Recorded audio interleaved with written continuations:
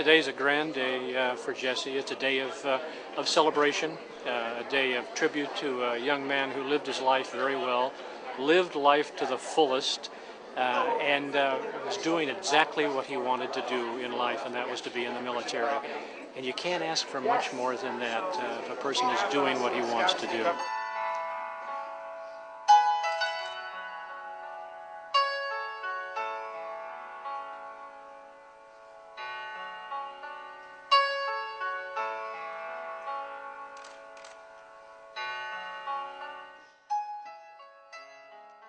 To anyone who has ever met Jesse, even if only one time, you could see that he had a big heart that he wore shamelessly on his sleeve.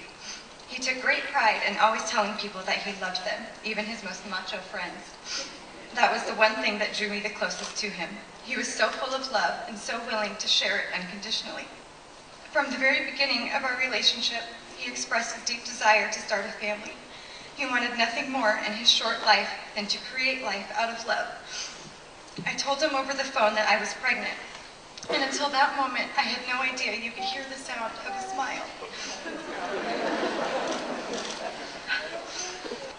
Only 4 weeks after her birth, and just before his deployment, he sat down and recorded a video that I was to watch only if he didn't come home. At the end of his video, he held Amaya up and says, "This is me left behind."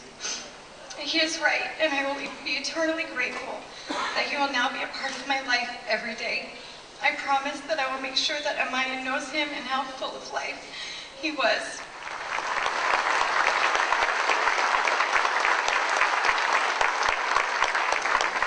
When Jesse was very young, I made up a ditty that we would sing to each other.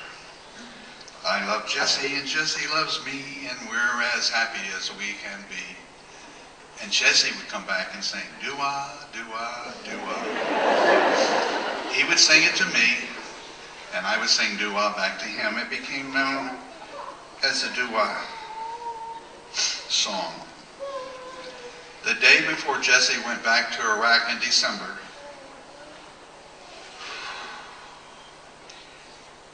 he wrote the do-wah song on my whiteboard in my office.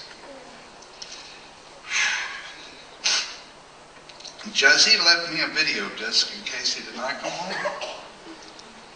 The last thing he did on the disc was to sing me the do-wah song.